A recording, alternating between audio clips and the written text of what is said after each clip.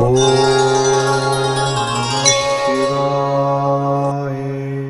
பூச்சியாய ராகவேந்திராய சத்திய தர்ம ரதாயச பஜத்தாம் கல்பவிருஷாய நமதாம் காமதேனுவே.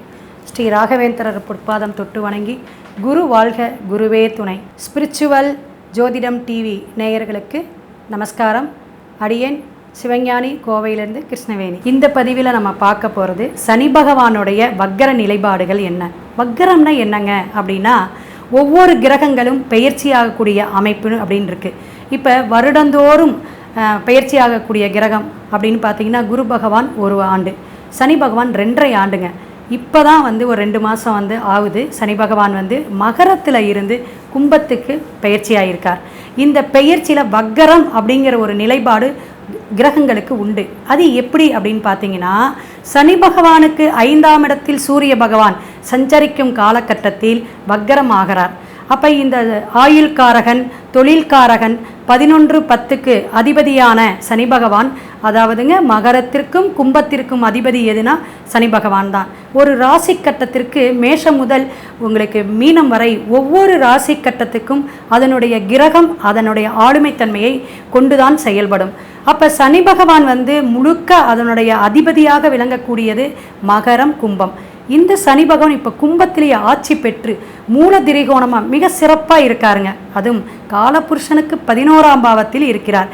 இந்த சஞ்சாரிக்க கொண்டிருக்கக்கூடிய இந்த காலகட்டத்தில் வக்கரம் அப்படிங்கிற ஒரு அமைப்பு 5ஆம் இடத்திற்கு, அதாவது மிதுனத்திற்கு சூரிய பகவான் சஞ்சரிக்கும் காலகட்டத்தில் நிவர்த்தி, அது 9ஆம் பாவத்துக்கு வருதுங்க. நிவர்த்திங்கிறது வேற, வக்கரங்கிறது வேற. வக்கரம் அப்படிங்கும்போது மிதுனத்தில் இருக்கக்கூடிய சூரிய பகவானுடைய நிலைப்பாடு வைத்த சனி பகவான் வக்கர கதி அடைகிறார் அப்படிங்கிறத நீங்கள் தெரிஞ்சுக்கணும். அப்போ இந்த வக்கரகதினா என்னங்க அப்படின்னா, அந்த கிரகங்கள் கொடுக்கக்கூடிய பலாபலன் கொஞ்சம் பின்னோக்கி தரப்படுகிறார் அப்படின்னு அர்த்தம். என்னங்க பின்னோக்கி அப்படின்னா, நல்லது விஷயமாக இருக்கட்டும், அல்லது ஒரு தாமதமான விஷயம், ஒரு தீய செயலாக இருக்கட்டும், ஒரு தீமையான விஷயங்கள், ஒரு எதையுமே டிலே பண்ணி இன்னும் கொடுப்பார் அப்படிங்கிறது. அப்போ ஒவ்வொரு ராசி கட்டத்திற்கும் 11ஆம் பாவத்தில் இருக்கக்கூடிய கும்பத்தில் இருக்கக்கூடிய சனி பகவான் மகரத்தை நோக்கி பின்னாடி நகர்றார், ரிவர்ஸ் அப்படிங்கிற மாதிரி அர்ச்சு. இந்த வக்கரம் நிவர்த்தி அடையக்கூடிய காலகட்டங்கள் அப்படிங்கிறது உண்டு. அப்போ இந்த வக்கரம் அப்படிங்கிற காலகட்டத்தை நீங்கள் தெரிஞ்சுக்குங்க.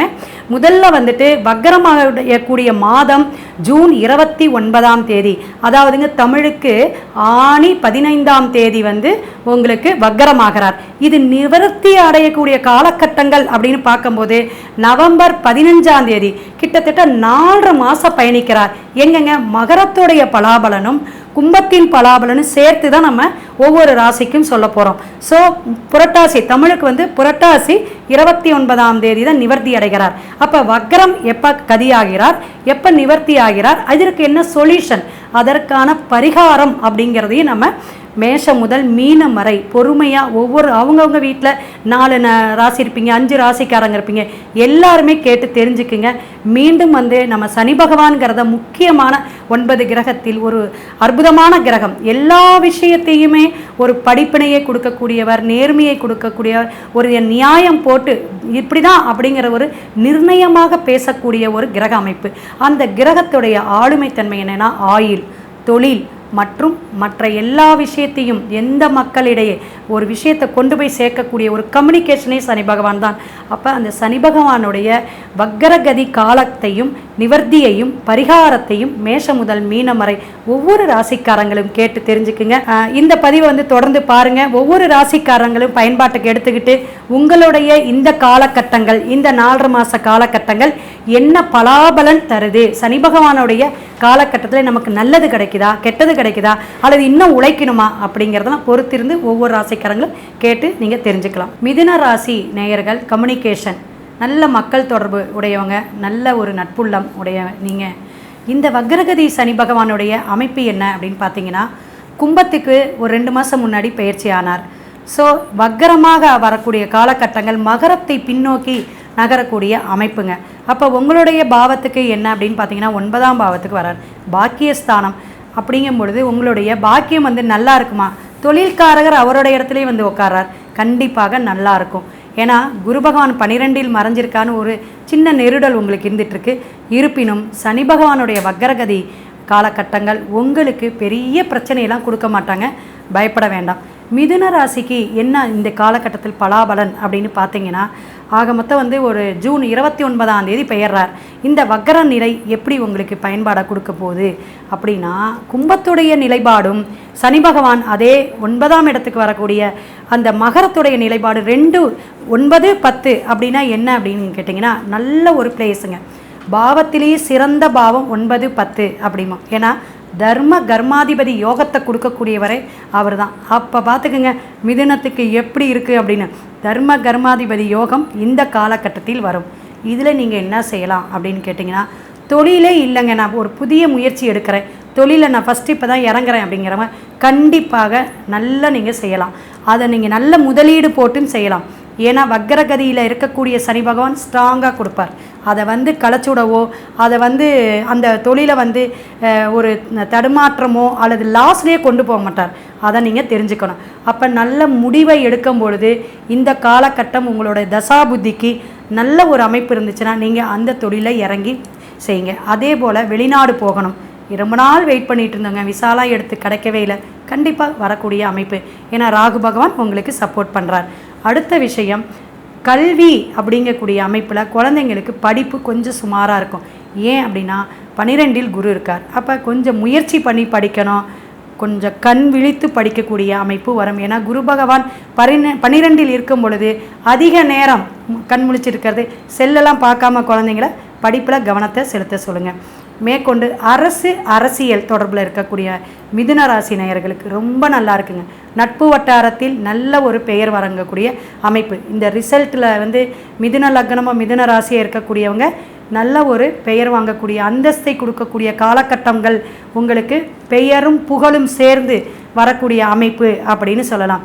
அப்போ தொழில் சார்ந்த விஷயங்களுக்கு தர்ம கர்மாதிபதி யோகம் இருக்கக்கூடிய சனி பகவான் நல்ல ஒரு அமைப்பு அந்தஸ்தை கொடுக்கும், புகழையும் கொடுக்கக்கூடிய காலகட்டத்தில் பயன்பட்டுக்குங்க.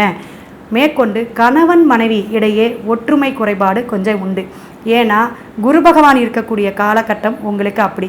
அதே போல் ராகுவுடைய அமைப்பும் சின்ன சின்ன அலைச்சல்களை கொடுக்கறது. அதே போல் குடும்பத்தில் வாக்குவாதம் சண்டை சச்சரவுகள் வரும், கொஞ்சம் பொறுத்திருந்து போங்க. எதையுமே நகைச்சுவையுடையும் யதார்த்தமும் பழகக்கூடிய மிதுனராசி கண்டிப்பாக விட்டு கொடுத்து போனீங்கன்னா கெட்டு போவதில்லை. அதனால் இந்த காலகட்டத்தை நல்லா பயன்படுத்திக்கிங்க. கும்பத்தில் இருக்கக்கூடிய சனி பகவான் இப்போ உங்களுக்கு தொழிலில் நல்ல ஏற்றத்தை கொடுத்துட்டு தான் இருப்பாங்க. வருமானம் வந்துக்கிட்டே தான் இருக்கும் அப்படின்னு நினைக்கிறேன். அப்படியே உங்களுக்கு கஷ்டங்கள் இருக்குது அப்படின்னா வழிபாடு இருக்குங்க, அதை எடுத்துக்குங்க. என்ன தசாபுத்தி நடக்குதோ அந்த தசாபுத்தியை சப்போர்ட் பண்ணி நீங்கள் அந்த கோயிலுக்கு போய் வழிபாடு எடுக்கும்போது சிறப்பான ஒரு நிலையை அடைவீங்க. அதே போல் உங்களுடைய கம்யூனிகேஷன், இப்போ ஒரு பத்திரிக்கை துறையில் இருக்கீங்க, எழுத்துத்துறையில் இருக்கக்கூடியவங்க, இசைத்துறையில் இருக்கக்கூடியவங்களாம் மிதுனமாக தான் இருப்பீங்க. அப்போ அவங்களுக்கெல்லாம் இது நல்ல ஒரு பீரியடுன்னு சொல்லலாம். ஏன் மீடியாவில் இருக்கக்கூடியவங்க நிறைய பேர் மிதுனமாக இருப்பீங்க. அவங்களுக்கும் நல்ல ஒரு நட்பு வட்டாரமும் சரி, வருமானமும் சரி, வெளிநாடெல்லாம் சென்று வரக்கூடிய அமைப்புகள் நல்ல ஒரு காலகட்டங்களாக அமையக்கூடிய அமைப்புங்க. இதை பயன்படுத்திக்கிங்க அப்படிங்கிறதுக்கு தான் இந்த வக்கரகதியை நம்ம சொல்லிகிட்டு இருக்கோம். நிவர்த்தி செய்யும் பொழுது அது நல்ல ஒரு சப்போர்ட்டாக நமக்கு செஞ்சு வச்சுட்டோமா அப்படின்னு ஒரு பிளான் பண்ணிக்கிங்க. அந்த பிளான் பண்ணுறது ஒரு தொடர்பில் இருக்கணும். அந்த தொடர்பு நல்ல தொடர்பாக இருக்கக்கூடிய அமைப்பாக நீங்கள் தான் முடிவு பண்ணிக்கணும். தசாபுத்தி நீங்கள் எந்த தசாபுத்தி நடந்தாலும் அந்த தசாபுத்திக்குடைய கோயில் வழிபாடு எடுத்து சனி பகவானுடைய நிவர்த்தியை பண்ணிக்கலாம். இப்போ பெருமாள் வழிபாடு மிக சிறப்புங்க. மிதுனத்துக்கு பெருமாளுடைய ஆதிக்கம், ஏன்னா புதனுடைய இடம். புதன் அப்படின்னா நல்ல புத்தி, ஜோதிடம், கணிதம், மேதை போல பேசக்கூடிய அமைப்பு, மற்றவங்களுக்காகவே உழைக்கக்கூடிய தன்மை எல்லாமே மிதுனம் தான். அப்போ இவங்க என்ன, நீங்கள் புதன்கும் போது சனி பகவான் நட்புக்காரகன். அப்போ 2 பேருக்கும் இருக்கும்போது உங்களுக்கு தொழில் சார்ந்த இடத்துல இருக்கக்கூடிய அமைப்பு. நீங்கள் வேலைக்கே போனீங்கனால் நல்ல பேர் வாங்குவீங்க, நிறைய வருமானம் வரும், இன்க்ரிமெண்ட் வரும். நீங்கள் எந்த ஜாபில் இருந்தாலும் அந்த ஜாபில் ஒரு நல்ல ஒரு மாற்றத்தை ஏற்படுத்தக்கூடிய அமைப்பு, வருமானத்தை ஏற்படுத்தக்கூடிய அமைப்பு காலகட்டங்கள் அப்படிங்கிறத நீங்கள் உணரலாம். அதே போல் தொழில் இடத்துல இருக்கக்கூடிய சனி பகவான் உங்களுக்கு தொழில் சார்ந்த பிரச்சனைகள் அப்படின்னா முதலாளிகள்கிட்ட கொஞ்சம் கவனமாக நடங்க, வார்த்தைகளை அளந்து பேசுங்க. எந்த ஒரு விஷயத்தில் நீங்கள் முன்கூட்டியே போய்த்து தலையிட்டு அதில் வம்புல மாட்டிக்காதீங்க அப்படிங்கிறத மட்டும் ஒரு விழிப்புணர்வு நம்ம கொடுக்குறோம். ஏன் அப்படின்னா இந்த குரு பகவானுடைய மற்ற கிரகங்களுடைய அமைப்பை வச்சு தான் இந்த விஷயத்த சொல்கிறோம். ஸோ புதன் ராசியான சனி பகவானும் ரொம்ப நட்புங்க. அதனால் இந்த நட்பான கிரகங்கள் வக்ரகதிக்கு போனால் சின்ன சின்ன விஷயங்களை ஸ்லோவாக பண்ணோம், ஆனால் அந்த முயற்சிக்கு நல்ல பலனையும் பலாபலனையும் கொடுக்கும். மிதுன ராசி நேயர்கள் இந்த வக்ரகதியில் இருக்கக்கூடிய சனி பகவானுக்கு என்ன நீங்கள் வழிபாடு எடுக்கலாம் அப்படின்னு பார்த்தீங்கன்னா, ஏழை எளியோர்களுக்கு தானம் செய்யுங்க.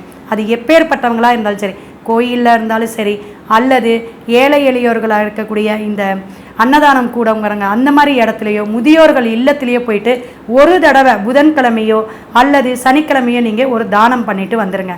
மேற்கொண்டு பெருமாள் வழிபாடு ரொம்ப சிறப்புங்க. பெருமாள்னால் நின்ற கோல பெருமாள் வழிபாடு எடுங்க. வெங்கடேச பெருமாளுடைய சுப்ரபாதம் கேளுங்க. அதே போல் விஷ்ணு சரசரநாமம் கேட்டுவாங்க. புதன்கிழமையும் சனிக்கிழமையும் உங்களுக்கு எல்லா கஷ்டமும் நீங்கி சனி வக்ரகதியில் இருக்கக்கூடிய காலகட்டங்கள் ஒரு விமோச்சனமாக நல்ல ஒரு செயல்பாட்டும் நல்ல செல்வ வளத்தையும் தரும் அப்படிங்கிறத நீங்கள் நம்பிக்கையோட ஒரு 80% ஜெயிக்கக்கூடிய காலகட்டங்கள் அப்படின்னு சொல்கிறோம். இந்த வீடியோவை பார்த்துக்கிட்டு இருக்கிறவங்க, இந்த சேனலை பார்த்துட்டு இருக்கிறவங்க சப்ஸ்கிரைப் பண்ணுங்கள், லைக் பண்ணுங்கள், ஷேர் பண்ணுங்கள். அப்படிங்கிறத சனி பகவானுடைய ஆசீர்வாதத்தோட விடைபெறுகிறேன். வாழ்க வளமுடன். சிவாய நம. திருச்சிற்றம்பலம்.